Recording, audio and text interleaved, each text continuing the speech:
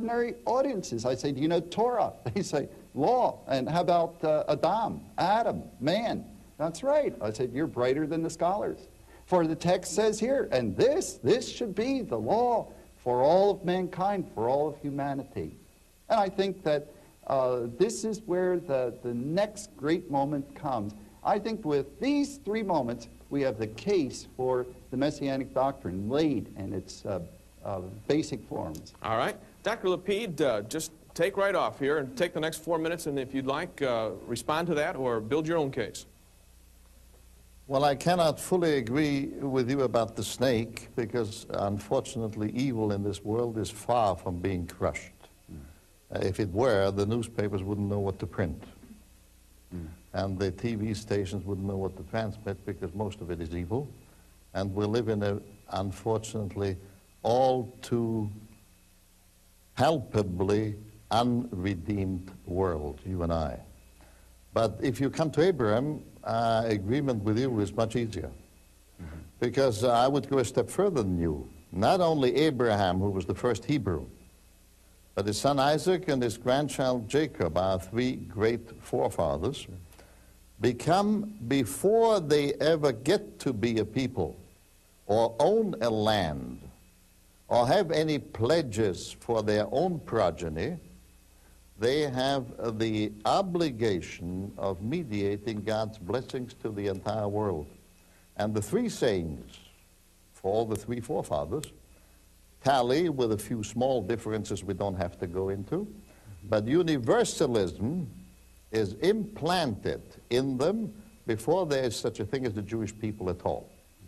In other words, Jews cannot be Jews if they limit themselves to their own livelihood, if they narrow their horizon to their own nation, because we have received the message and the precept of bringing God's blessings to the entire world, and that goes from China to Iceland. And as long as we don't fulfill that divine commandment, we're not yet fully grown Jews. As to David, I couldn't agree more. The dynasty of David, 1,000 years before Jesus, and obviously you have Jesus in the back of your mind, he would be included in that prophecy which has no time limit. To thee and thy house and thy son. Of course, if I take it literally, his son is just the king after him, Solomon.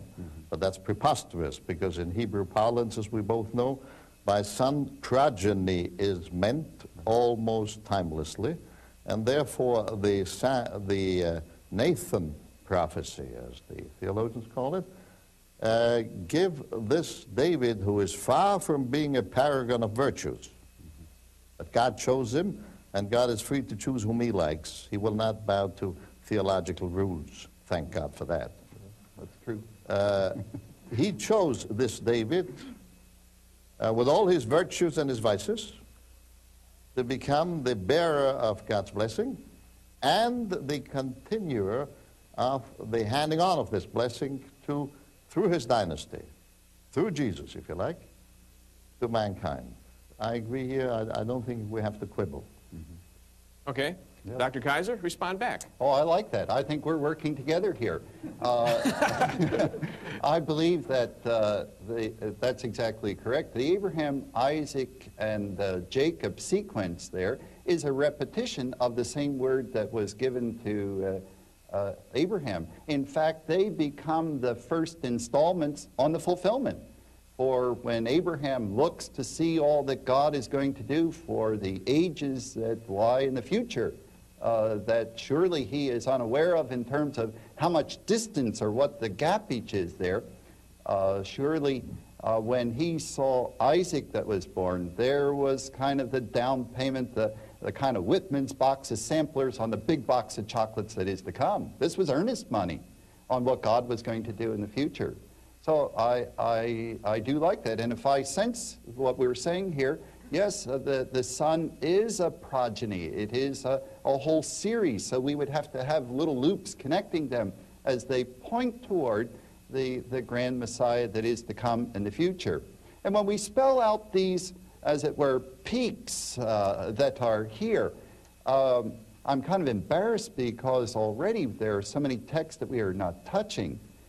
Within the rabbinic writings, even there, just to show you that this is not a Christian project by a long shot, we have some 456 passages in the Tanakh, in the Old Testament, which are discussed and given a messianic label. So this is a heritage, as it were, and the Christian community, in that sense, is a Johnny-come-late lately to the discussion. It has been in progress for a long time. But still, these are some very, very key passages, and I do agree. All right, we're going to take a break here, but Dr. Lapid, you still believe the Messiah is coming. Is that not true? Yeah. All right. And you believe the Messiah has come. But we're using the Scriptures, and we're building up to that person. Dr. Lapid just believes that it is not fulfilled in Christ. And you believe that what?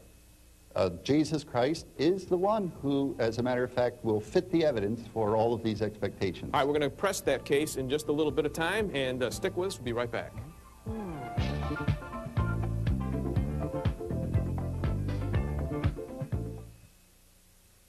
All right, we're back. We're talking about, do the Old Testament prophecies point to Jesus or somebody else? And our guests are Dr. Pinchas Lapid, an Orthodox Jewish theologian, who is one of only 4 Jewish scholars on the New Testament in the world today, and Dr. Walter Kaiser, Dean of Trinity Seminary and Professor of Semitic Languages there.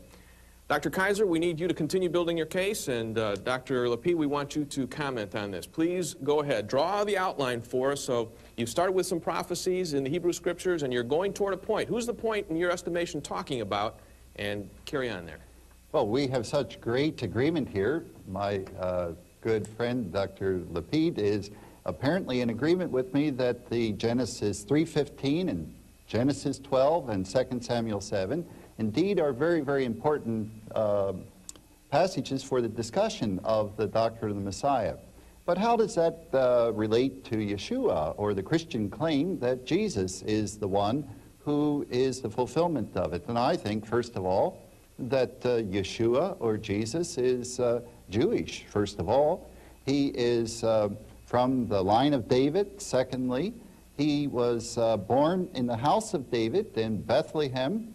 And we're only beginning to start to roll up the claims, because there are some, again, 400 passages which give very, very specific details of the person and work and ministry and life of this particular one.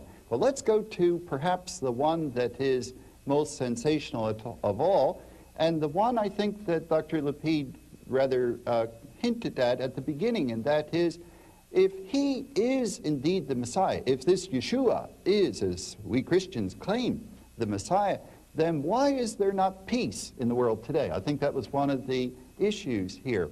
And this brings us to the heart of the issue, that there is the real problem that he must come to suffer first, and then he will come back again. But this raises a very delicate matter in Jewish Christian dialogue. Can you have one and the same Messiah suffer and also rule and reign? Traditionally, as I understand Jewish scholarship, it has divided that question. There is Mashiach ben Yosef and Mashiach ben David, son of Joseph and son of David. One to suffer and the other to die. But just quickly, Zechariah, the prophet that comes almost at the end of the whole of the Hebrew canon of Scriptures. Zechariah chapter 12, verse 10. There you have the Lord speaking